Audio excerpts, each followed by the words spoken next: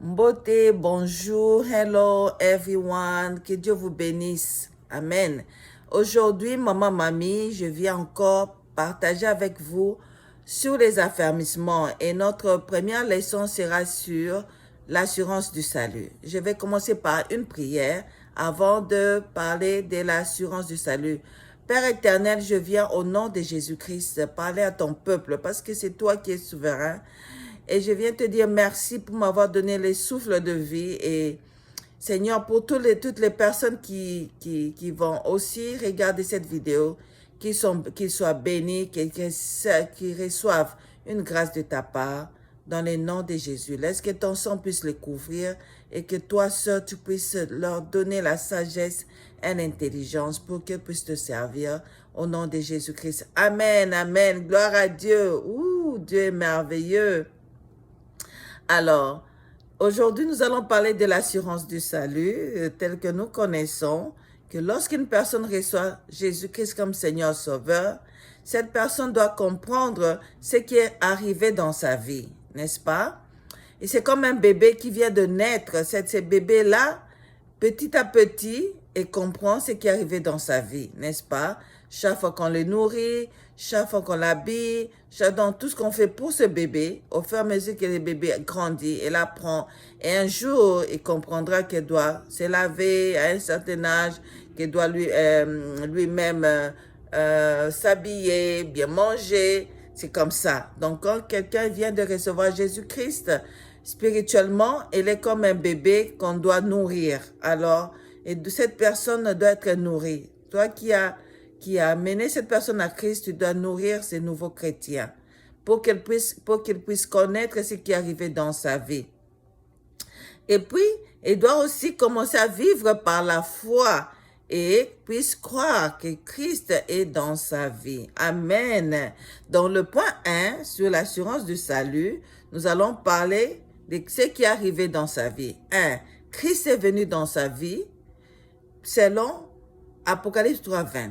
Okay? Donc, cette personne a Christ dans sa vie. Alors, dans Apocalypse 3, 20, la Bible nous dit que Jésus dit ceci, je voici, je me tiens à la porte et je frappe. Ok? Toute personne qui entend ma voix ouvre. Amen. Donc, si vous allez dans Apocalypse 3, 20, vous allez comprendre que Jésus-Christ est dans votre vie. Parce que quoi? Il promet d'entrer dans votre vie. Et si vous ouvrez la porte de votre vie, il va entrer et habiter avec vous. Alléluia. 2. Vos péchés ont été pardonnés selon Colossiens 1, 13 à 14. Donc, selon ce verset en qui nous avons la rédemption, la rémission de péchés. Amen. Nous avons la rédemption et la rémission de péchés en fils de son amour qui est Jésus-Christ. Amen. Combien de vos offenses, selon ce verset, sont-ils pardonnés? Tous les offenses, tous les péchés sont pardonnés dès que vous avez Christ dans votre vie. Alors, dans Jean 8, 11, que nous recommande Christ dans ces versets, de ne plus pécher. Amen, de ne plus pécher.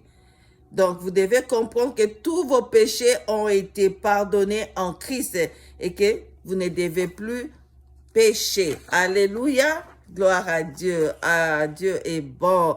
3. Vous avez la vie éternelle. Vous qui avez reçu Jésus-Christ dans votre vie, vous avez la vie éternelle. Selon 1 Jean 5, 20. Donc, allez dans la Bible, lisez 1 Jean 5, 20. Qui est Jésus-Christ? Jésus-Christ est Dieu. Il a aussi la vie éternelle. Amen. Alors, toujours dans le point 3, vous avez la vie éternelle. Le point B, 1 Jean 5, 11 à 13. Où trouve-t-on la vie éternelle? La vie éternelle se trouve en Christ, le Fils de Dieu. Amen. Comment une personne reçoit-elle la vie éternelle? En ayant le Fils de Dieu dans sa vie. Avez-vous la vie éternelle? Oui, parce que vous avez reçu Jésus-Christ dans votre vie et vous avez la vie éternelle. Amen. Comment le savez-vous? Parce que j'ai le Fils de Dieu dans ma vie. Alléluia. Ah, c'est Dieu est merveilleux. Donc, nous allons continuer dans Jean toujours 11, 25. Selon ce verset, que fera Christ au dernier jour si vous mourrez aujourd'hui? Christ me ressuscitera au dernier jour. Amen. Donc, tout nouveau chrétien doit comprendre qu'il a la vie éternelle dès le moment où il a reçu Christ dans sa vie. C'est-à-dire qu'il vivra éternellement avec Dieu même s'il meurt aujourd'hui. Point 4. Vous êtes devenus enfants de Dieu. Amen. Vous êtes devenus enfants de Dieu. Gloire à Dieu. Jean 1, 12 à 13. Comment devient-on enfant de Dieu? En recevant Jésus-Christ et en croyant en lui seul. En son seul nom. Amen. Êtes-vous maintenant enfant de Christ? Yes, oui, parce que j'ai reçu Jésus. Il est venu dans ma vie. Amen. Comment le savez-vous? Parce que j'ai reçu Christ et que je crois en son seul nom. Est-ce tout le monde est enfant de Dieu? Non. Il faut d'abord recevoir Christ dans sa vie. Quel est le rapport entre vous et les autres enfants de Dieu? Les autres enfants de Dieu sont nos frères et nos sœurs. Alléluia. Donc, toi qui viens de recevoir Christ maintenant dans ta vie, tu dois savoir que tu es enfant de Dieu parce que tu as reçu Christ dans sa vie. Alléluia. Maintenant, le point 5, vous avez commencé une vie nouvelle et satisfaisante vie quand Christ vit en vous. Allez-y dans Jean 10, 10. Pourquoi Jésus est-il venu? Pour que nous ayons la vie abondante, c'est-à-dire la vie qui est satisfaisante, ayant un but. 2 Corinthiens 5, 17 dit ceci. Que devient une personne qui est en Christ, c'est-à-dire qui a reçu Christ? Cette personne devient une nouvelle créature.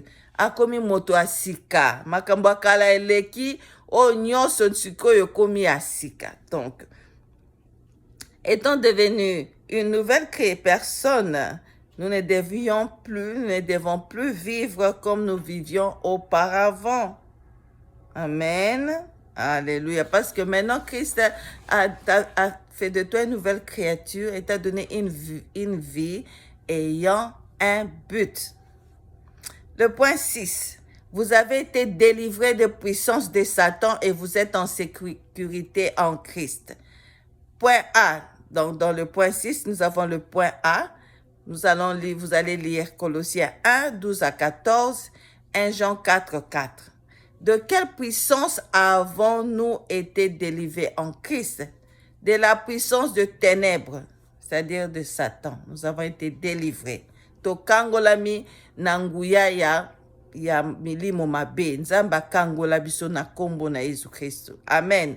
En qui avons-nous la victoire? En Jésus-Christ. Pourquoi?